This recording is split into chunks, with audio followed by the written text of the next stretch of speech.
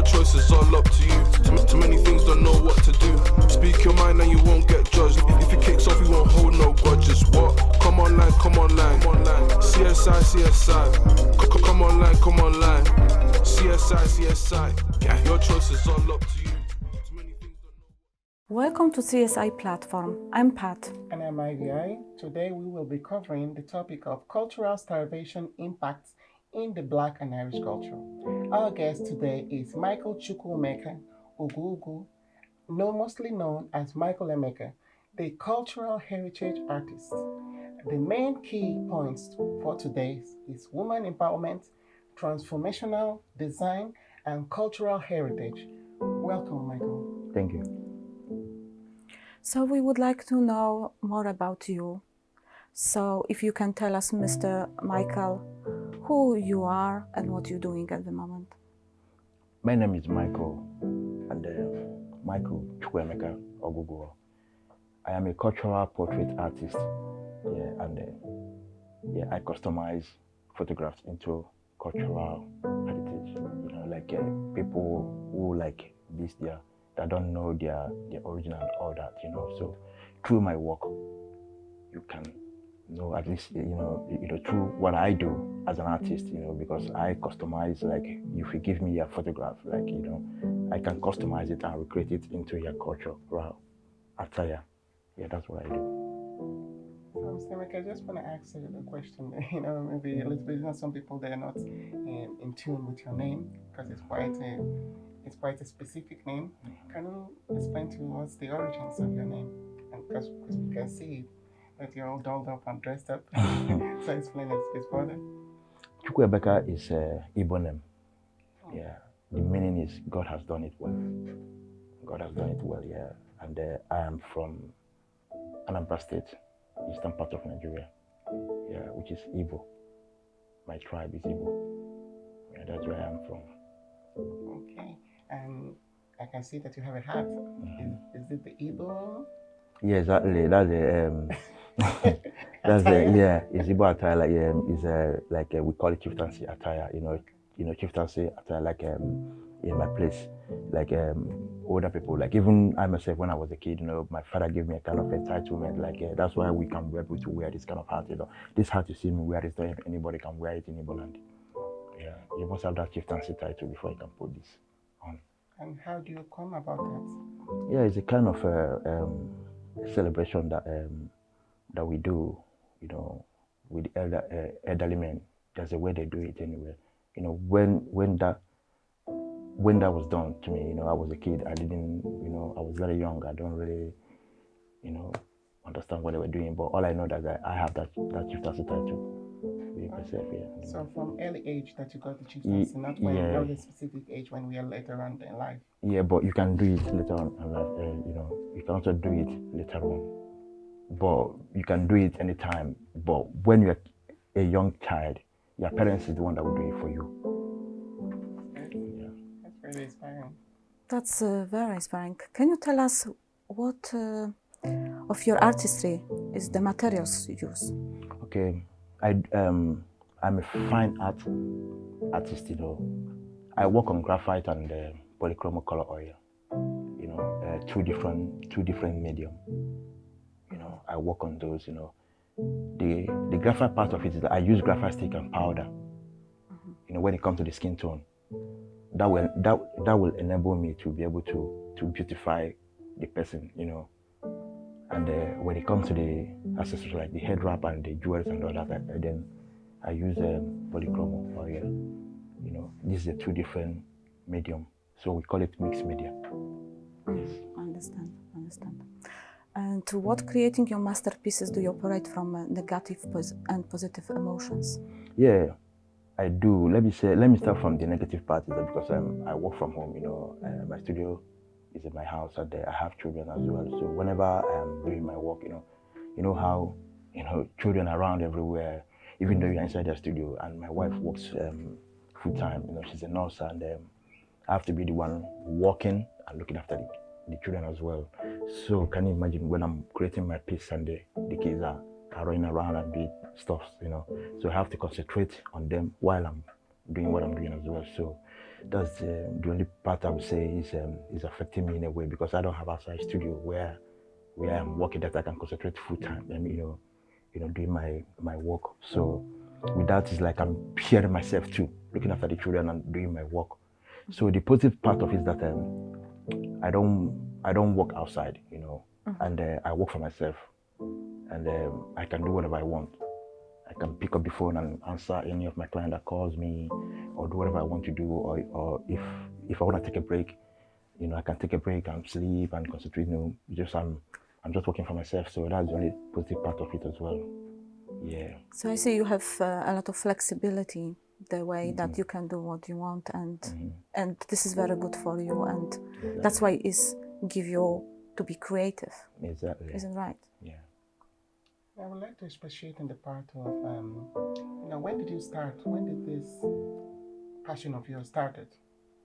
Yeah.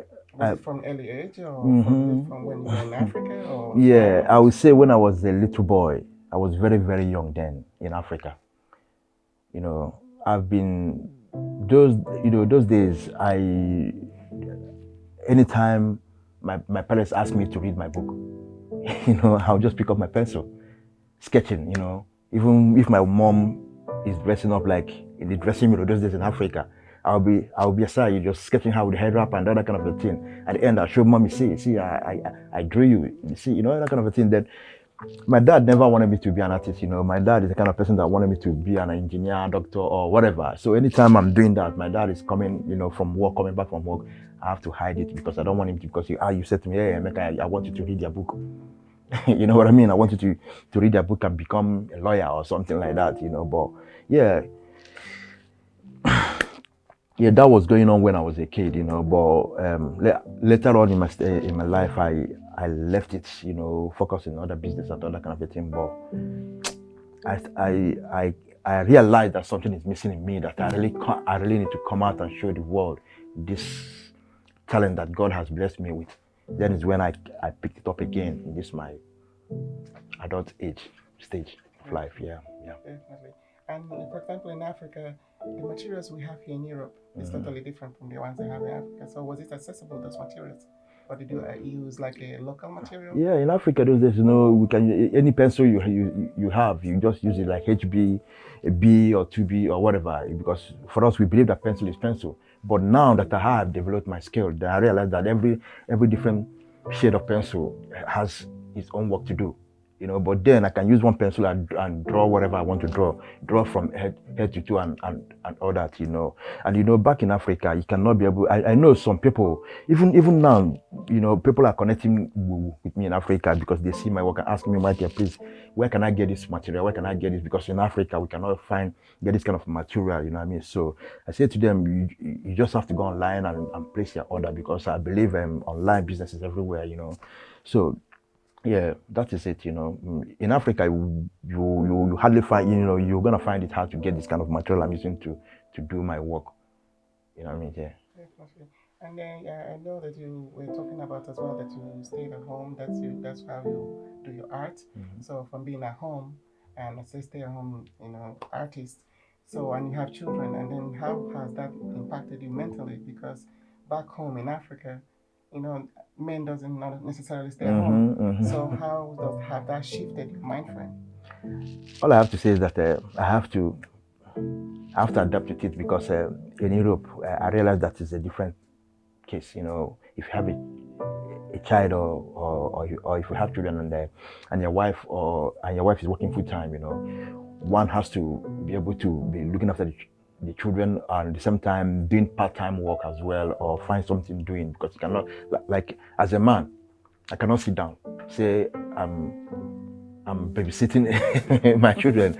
People in Africa, you know what they would think, you know what I mean? So it happens to me that I'm blessed with this talent.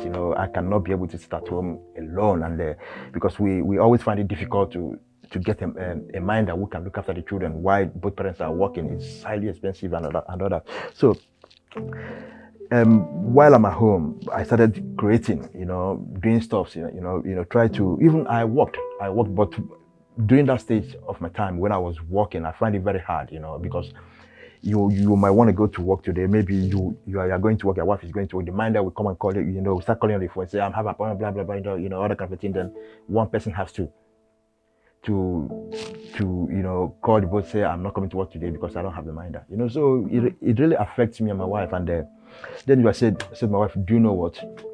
I have to quit my work now and focus 100% with my craft and see what comes out of it.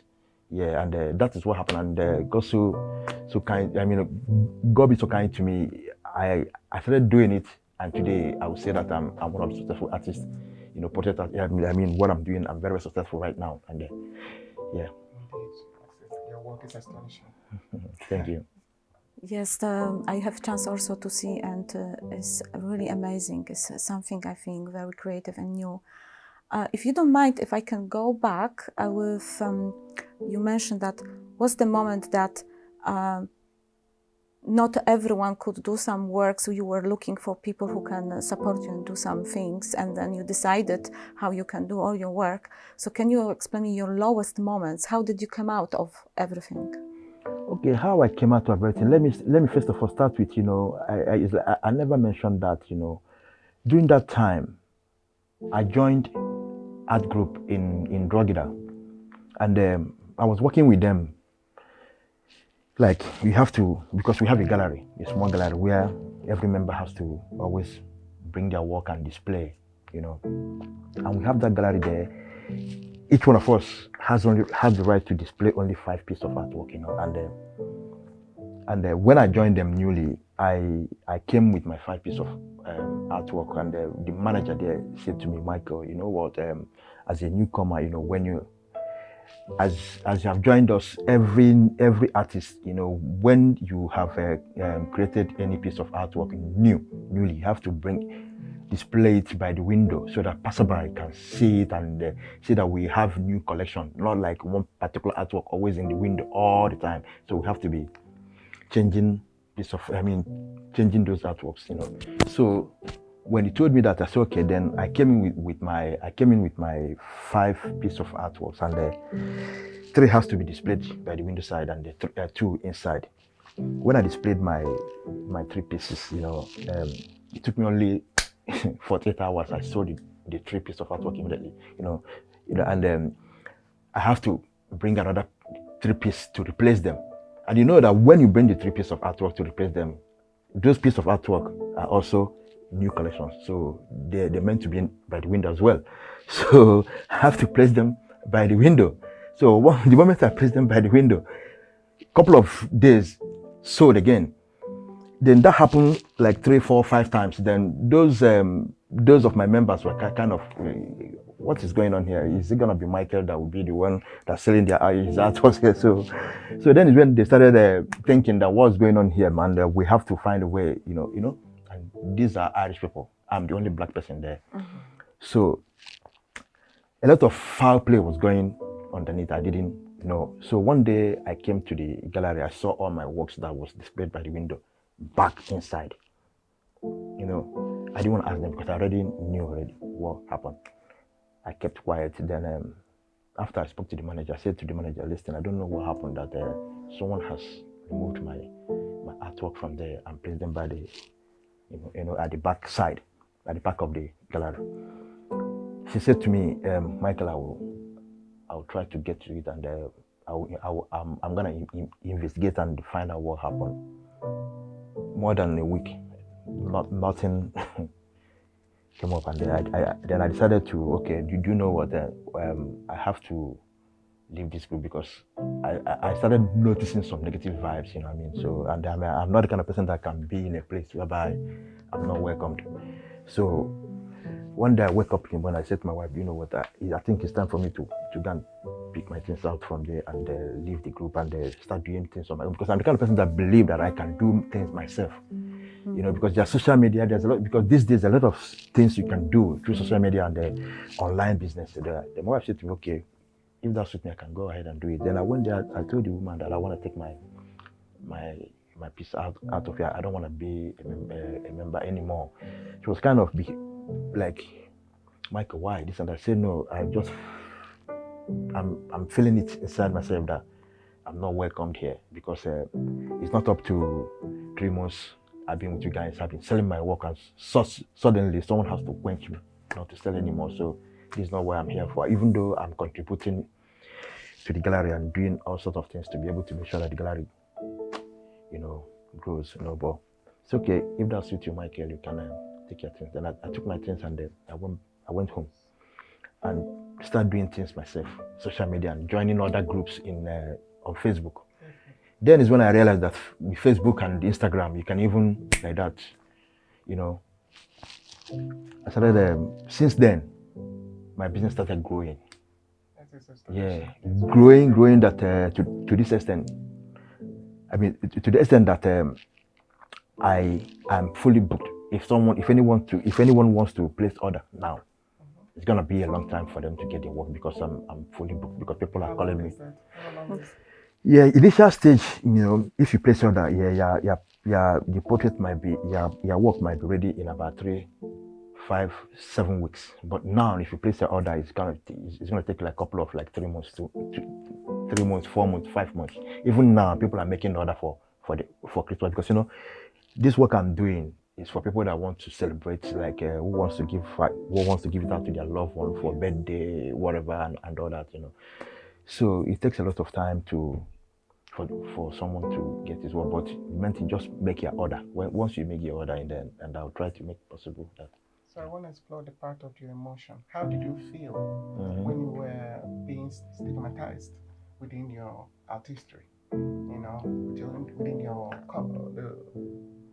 your where you were displaying your art. Yeah, I felt so bad initial stage, but at the end of the day, I realized that sometimes God will try to push you to a different direction where you can blow up, So I'm a kind of person that never regrets any, if anything happens to me, I see in a way, something that maybe God wants to show me a different path. But I know that you were feeling used because you said you were still in terms of depression. So how did you come out of it? Okay, yeah, how I came out of it was I started talking to artists, communicating, joining a lot of groups, and sometimes I inbox them. They tell me a lot of things. Listen, Michael, this is what you have to do and all that, Because what put me so down is because when the group I joined was trying to bring me down, and this is the only source of my income, something that I want to do for my life, and I'm looking forward to be doing it and be growing bigger. And now I joined them, they're trying to subdue me, to bring me down. Yeah. So what can I do? I felt so bad, but I moved on with it immediately. I'm the kind of person that never like to just relax and worrying and keep stressing myself. Any situation I find myself like that, I see like Michael, you have to do something now. Just try and do something now, because there are so many opportunities and there are so many ways you can do things, So then when I started using my head, then I went through Facebook, researching, joining some groups. Before, someone in America, the guy saw my work. He said to me, the guy called me, said to me, Michael, do you know what I want can you allow me to, is it possible if you can allow me to share this piece of artwork to a group? I said to him, yes, why not? And that was in evening time. So when the guy shared that artwork in that group, I didn't know that he has already shared my work to the group. So I slept. When I woke up in the morning, I'll check my phone. Oh my God. Messages. Everybody, through messages, my messenger was like up to 1,000 messages. I couldn't even read them all, Then I was like, what? Then I checked my Instagram. Oh, my Instagram was like about 500 or 400 followers. It just jumped up to 5,000 immediately on that couple of how many hours. Then is when everything. Then for me, I believe that when one door closes, another one has to open. Yeah. So it's really, really amazing that you didn't give up, and actually you never know that one phone call can change your life. Exactly. So how has the pandemic impacted your work mentally and family dynamics during the lockdown? That's okay if I can ask you. I would say positive and negative, but first of all, let me start from negative part of it because I lost one of my clients in US. Oh. Yeah, she placed order of a 50 by 70 size, and made a deposit. But due to have long queue. So before the pandemic, it really touched me like I lost that the woman died anywhere because how did I know? Because one of the family member contacted me, said to me, Michael, you remember so person, blah blah blah blah blah blah blah. I said, okay, let me go. I check in my system. I went and I saw. Then I gave the lady that called me the name. Say yeah, she's the one. Then she sent me the photo. I say yes, she's the one. She said to me that the lady is dead anywhere through COVID. Oh, I'm so sorry. I felt so bad. Like, what am I supposed to do now? I don't know. I said okay. When I was talking with her on the phone, I felt so bad and very down. And I said to her, what I'm going to do is, don't worry. I will jump some queues now, This is the only way I can show my condolences to them. I'll have to complete that portrait and I will send it over.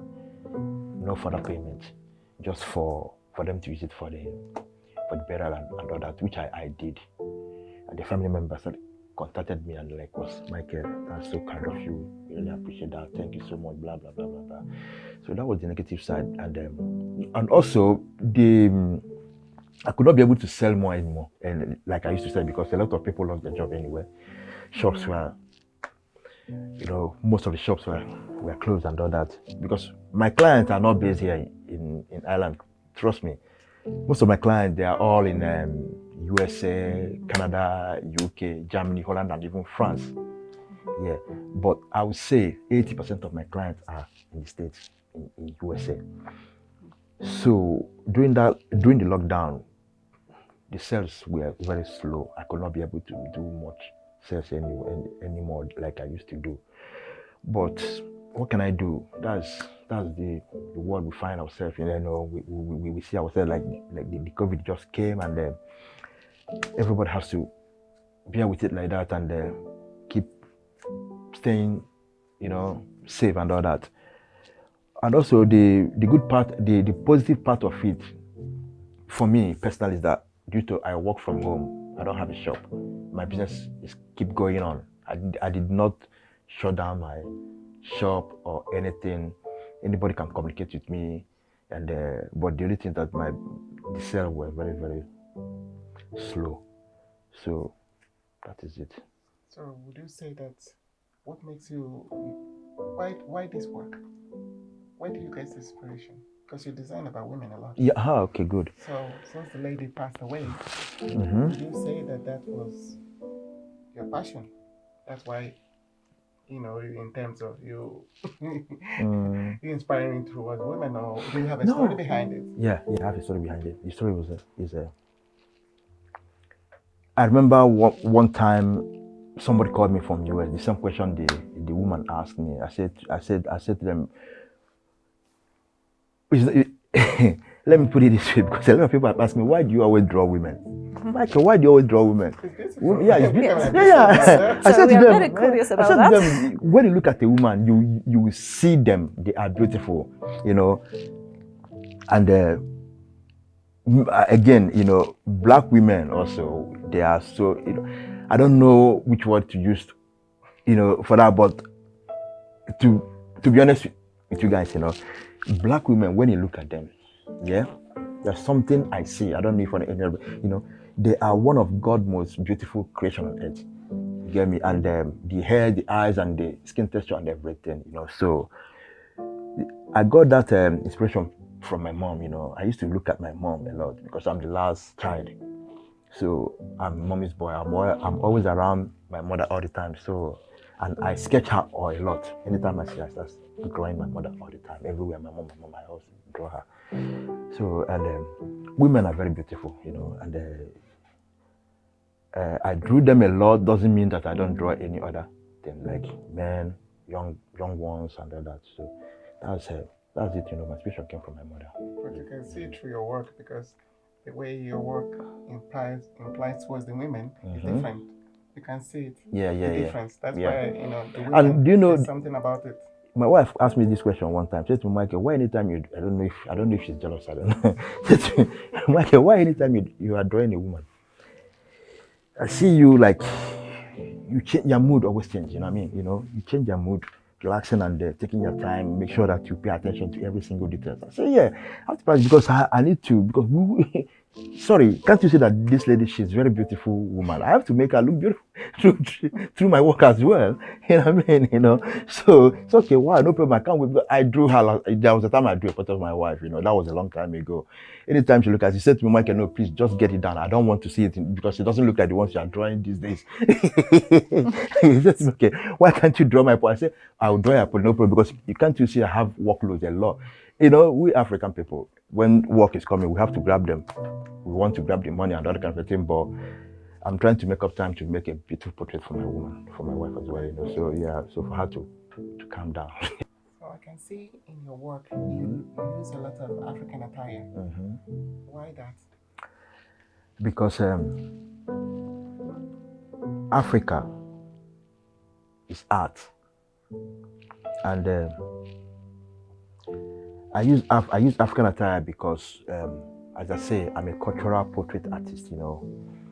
I'm trying to portray the beauty of Black women all over the world. Also, I'm not just only drawing Black women. I don't want people to start getting me wrong, Yeah, but this is just I'm doing this because one is that I can tell more story about my tribe, about African people, more than I can tell a story about Irish people. So this is my own. But if an Irish person wants me to make a portrait for them, then me and the person will now have to discuss. Then the person will tell me exactly how he wants to see himself. I don't know much about Irish culture. I know much about mine. But that person needs to interact with me, talk with me. We will have a conversation. Like, for example, I drew a portrait of a man in Zulu attire in South Africa. I don't know much about that, but the mother called me. The mother lived in Leeds in UK. Called me, said that I have four children, only one boy, and I want you to make a portrait of all of them. But this boy, I want you to put him in a Zulu attire. So I said, okay, fine. Because I'm an artist, I can draw anything and bring it out to life the way you want to see yourself, So I said, okay, fine. That is okay by me. Now, what do I have to do? I have to go and research, Google about Zulu tribe or whatever. I researched them. I saw the way they used to dress and everything about them. Their women and their men. Then I send the woman those pictures of the Zulu attire, different men and women. Then can you choose one? Which one would you like to see your son in? He said to me, oh wow, Michael, this is it, wonderful. Oh, she started saying a lot of things. Okay, choose one. He said to me, I want to see my son in this one. I said, okay, fine. You don't need to say anything. Wait for the result. So the woman was like, Michael, how long will it take? I told her how long it takes for me to complete one piece of work. She said, please, can you start on my son's own face? I want to see it. That's the only boy. Then when I finished the portrait, I send it, not the original. I have to send it through Messenger, just for her to see. When she sees it, she started crying. Michael, how did you do this? Michael, I gave you a photo. I didn't give you my son's photo with this attire. How did you manage to be able to put him in this costume? I said to the woman, that is what I do. Because everything I post, I say, this is what I do. This is what I do. I say, that is what I do. A lot of people know me without me using that word. This is what I do. You don't need to be in that costume. I can only just capture your face anywhere, anyhow, and design it and put you in any kind of attire, whatever you want, Wayne, Kings, whatever. So After that, I have to start drawing the other daughters.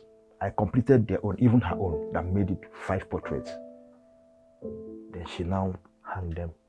Because what she normally does is that at the end, when she will invite all the kids, all the children in the house, to surprise them, she made a video.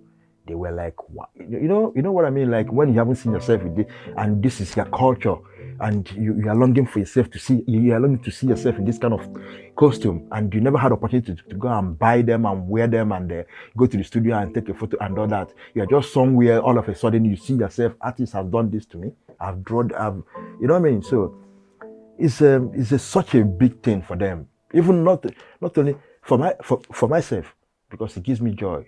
Because when you go to my website, I say art that makes you smile from within. Because I always put smile in people's face. It's not just about the work, because can you imagine yourself now, someone like your best friend or your mother or your brother, you don't even have a clue. Suddenly, he presents you a portrait of yourself in a costume of maybe your cultural attire that you never dreamt of, like you ever wear it, that kind of a thing. So that will just blow your mind and that kind of a thing. So that is it. So when I've done that to the woman was kind of, Michael, you have done it. That's all. At the end of the day, she paid me and gave me a tip. That, see, I have a lot of stories to talk about this. If I start saying it today, and also there's another thing that I do. You didn't ask me that question, but let me just put this as well. There was a man. He's about late 40s now. Both parents died when he was young. The dad died. He told me that the dad died when he was 5 years old, and the mom later on died. And this guy never had any opportunity to take a photo with the parents. He does not even know them. And now he's a man, grown-up man. And the only photo of the parents was back in the days, black and white. The picture is not good anymore. Then this guy called me and said to me, Michael, please, I came across your work through Facebook. Please, there's something that I really know. I'm looking for someone who can do that for me, but I don't know if it's possible for you to do it for me. I asked him, what is it? He said to me, I lost my dad when I was 5 years old, and my mom later died, and I don't know, the photo of my dad is very old. I can't even see it properly. And my mom as well, the picture is not, how many years ago, very long time. I said, okay, do you know what, send it to me. Just send it through my messenger, WhatsApp, anywhere, just send it, let me have a look at it. He sent them to me, I looked at them, I said, okay, do you know what? I'm gonna bring these pictures back to life for you. How do you want them? He said, no, I want to be in I want to be in that photo with them. Like we took the photograph together. Mm-hmm. He said to me, Michael, how can that happen? I said, you don't need to say anything. Send me your picture. That's all. It's not a Photoshop. I'm gonna do it. But let me say Photoshop by hand. You know what I mean? Then he sent me those photos. He said to me, Michael, how much? I say, wait. I looked at the photo and everything. I said, I gave him my price anywhere. I said, but that's not the most important thing. I want to give you something that you never had opportunity in your life to have. That is the most important thing before we talk about the money. That is really amazing, because you give also the feelings what somebody needs, and exactly. And it's about this emotion you need to put to the arts, that someone, for example, as you mentioned, couldn't have that possibility, and then you put this to your art. So it's not just art; it's also this emotion, feelings. That is what I'm talking about. So when I completed that work, I placed him in the middle. The dad in the right-hand side, the mom in the left-hand side. And not just the picture, I also recreate it into African attire. Put a very nice hat, the dad to look like a chief, like, you know what I mean? Yeah. And the man and the mom with African headwear, jewelry and all that kind of a thing. And the guy in the middle as well, a little bit like the dad, but I differentiate it for them to know that this is the son and this is that, because the guy is grown up already. When I completed the work and I said it to this guy was like, in fact, the guy don't know what to say anymore. He started calling, he's like calling everybody. people started calling me on the phone, Michael, look, you have given someone something that he never ever thought of that can ever be possible. Now you are giving it to him. It's not about the money. What you have given to this guy will be there forever, even to the generation to come. So what I'm saying is that it's not just, like I always say, my work is not just to draw a beautiful woman, Of course. or draw a beautiful man, or draw something That's beautiful. right. Yes, yes, Yeah. So I always like to, let me put it this way, I always like to put a story line to my work. I have what I've just said now, I have them many. Like also a woman as well. Her dream was for the mother to be in her wedding picture. But the mother passed away before she got married. Now I made it happen for her. She sent me a photo of the mom and herself. To cut the long story short, then she's wearing a wedding dress, and the mother, the picture the lady gave me was a very old picture as well, that you can hardly see anything.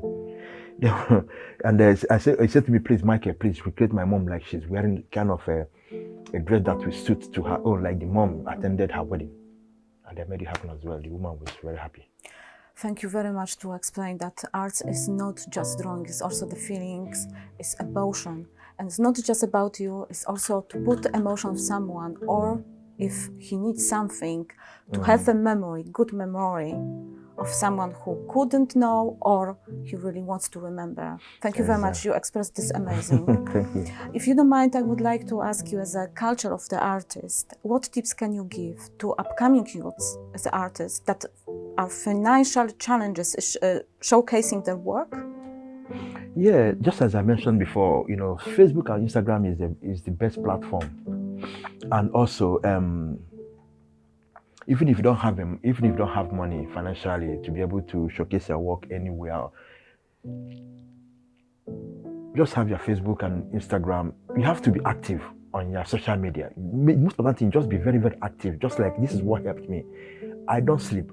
Even 2 o'clock, 1 o'clock, whenever I'm awake, make sure that I'm following people, sending, writing, joining groups, displaying my work, posting my work. Someone out there must contact you one day. Someone must contact you one day. It doesn't matter how long it takes, but definitely someone must surely contact you.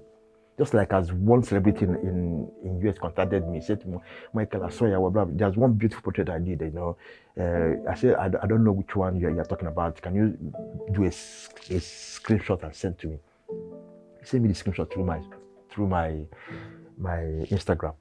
I saw it. Then he was asking me, Michael, this artwork, is this still available? Luckily to me, the portrait is still, because the portrait is not even up to a week. I said, yeah, it's still available, and I've not even displayed it anywhere in the gallery. He said, how much?